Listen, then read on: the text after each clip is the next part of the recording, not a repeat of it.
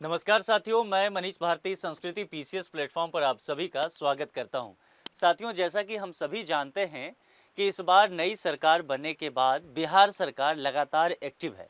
विभिन्न मुद्दों को लेकर के तमाम तरह के कार्य किए जा चुके हैं। कई बार कैबिनेट की मीटिंग हो चुकी है और जिसमें सबसे महत्वपूर्ण अगर एक निर्णय कहूं तो 7 निश्चय 3.0 की शुरुआत भी की जा चुकी है।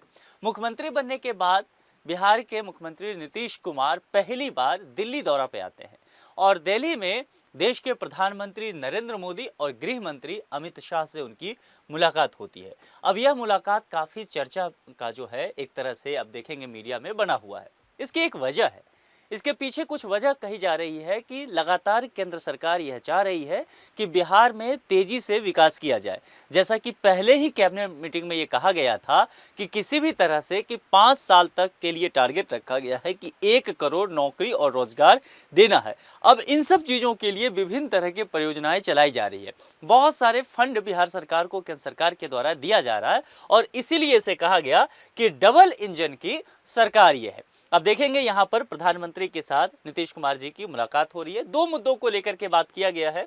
जो एक बात समझ में आ रहा है कि मकर संक्रांति के बाद यानी कि 14-15 जनवरी के बाद हमें ये देखने को मिल सकता है कि बिहार में कैबिनेट का विस्तार हो सकता है। और कैबिनेट के विस्तार होने का तात्पर्य है कि एनडीए गठबंधन के जितने भी घटक दल हैं, कुल मिलाकर के 5 घटक दल हैं, तो सभी से कुछ न कुछ मिनिस्टर्स हमें देखने को मिलेंगे।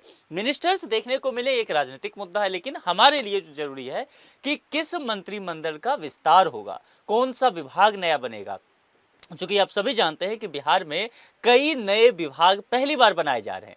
बात यहां तक की गई है कि शिक्षा मंत्रालय को भी 2 भागों में बांट दिया जाएगा और हायर एजुकेशन के लिए अलग एक डिपार्टमेंट होगा और बिहार के हायर एजुकेशन पे अलग से फोकस करना शुरू किया जाएगा सरकार के द्वारा। तो इसीलिए इस बार का जो है ना, अगर देखेंगे कैबिनेट विस्तार काफ़ी चर्चा में है कि क्या होने वाला है। कुछ लोग यह तक कहते नजर आ रहे हैं कि नीतीश कुमार के जो बेटा है निशांत, उनकी भी पॉलिटिकल एंट्री हो सकती है और ये सारी चीज़ों के लिए दिल्ली वो बातचीत करने के लिए आए।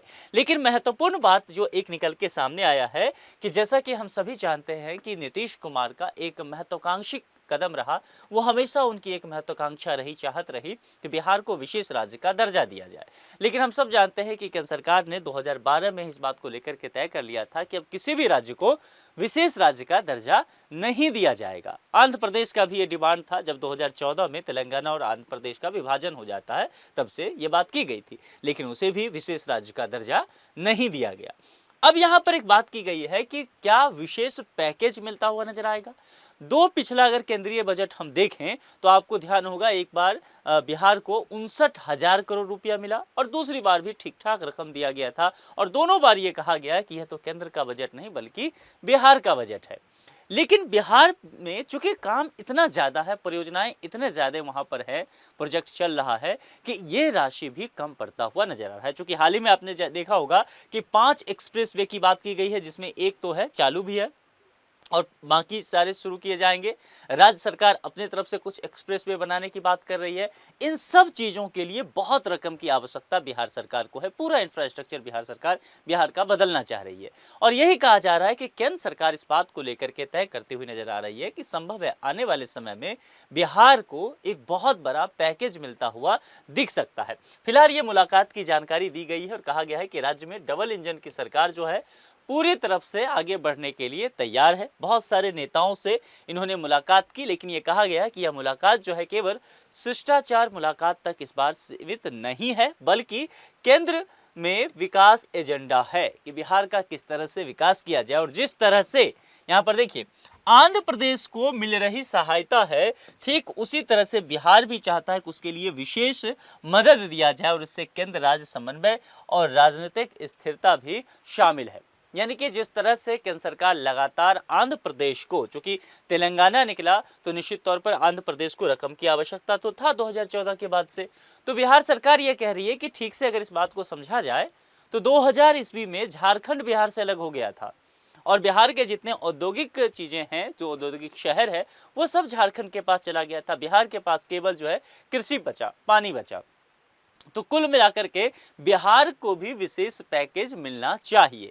अब यहाँ पर यह कहा गया है कि केंद्रीय फंडिंग को आसान बनाए जाने की भी बात कही गई है। कहा गया है कि कुछ जो बड़ी योजनाएं हैं इनको मंजूरी और दूसरी बात, जो पहले से योजनाएं चल रही है, अभी जिन योजनाओं को मंजूरी मिलनी है, इन सबों के लिए केंद्र सरकार जो फंड देने वाली है बिहार सरकार को, वह आसान बना दिया जाए। आसान बना दिया जाए मतलब प्रक्रिया को लेकर के बातें की जा रही है, बहुत कागजी काम ना किया जाए, बिहार तक आसानी से ये पैसा जो है वह पहुंचे। और यदि ऐसा होता है तो निश्चित तौर पर केंद्र और राज्य के संबंधों को यह नई ऊर्जा देता हुआ दिखेगा। ये तमाम जो विकास योजनाएं हैं, यह बिहार को गति देता हुआ दिखेगा। और वित्तीय सहयोग चाहिए, ये वित्तीय सहयोग से जो है एक मजबूती आएगा। राजनीतिक समन्वय भी आवश्यक है, क्योंकि बिहार में गठबंधन की सरकार है, हम सभी जानते हैं। मोदी नीतीश की मुलाकात को बिहार के लिए इसे भी ये भी अहम माना जा रहा है, क्योंकि विधानसभा चुनाव में प्रचंड जीत के बाद यह मुख्यमंत्री का पहला औपचारिक दिल्ली दौरा था। ऐसे में केंद्र के शीर्ष नेतृत्व में सीधे संवाद से यह संदेश दिया है कि विकास को लेकर राज्य केंद्र के बीच की जो तालमेल है वह पूरी तरह से दुरुस्त है, उसका कोई अभाव यहाँ पर देखने को नहीं मिलता है। नीतीश ने बिहार की प्राथमिकताओं पर चर्चा की है। नीतीश कुमार लगातार अपने पहले कार्यकाल से ही बिहार को लेकर के हमेशा बात करते हुए आए हैं, वो बिहार फर्स्ट की बात करते नजर आते हैं।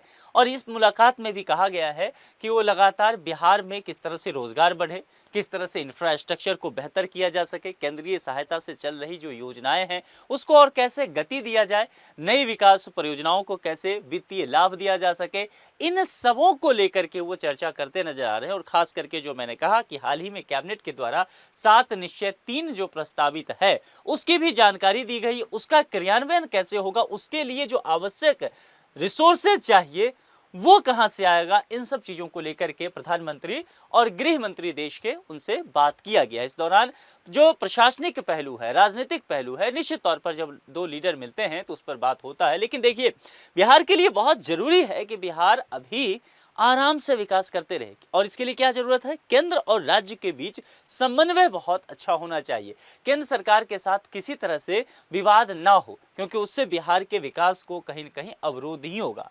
तो कुल मिलाकर के अगर देखा जाए, जो मुलाकात हुआ उस दौरान केंद्रीय मंत्री राजीव रंजन उर्फ लल्लन सिंह भी मौजूद थे और बिहार के उप मुख्यमंत्री सम्राट चौधरी भी वहां पर मौजूद थे। उन सबों ने इस बात को लेकर के कहा कि दोनों बड़े घटक दल सरकार जो है साथ साथ चलने की रणनीति पर काम कर रही है। यह मुलाकात बिहार में राज्य की एकता को मजबूत करने के साथ यह भी संदेश दिया जा रहा है कि बिहार में सरकार स्थिर है।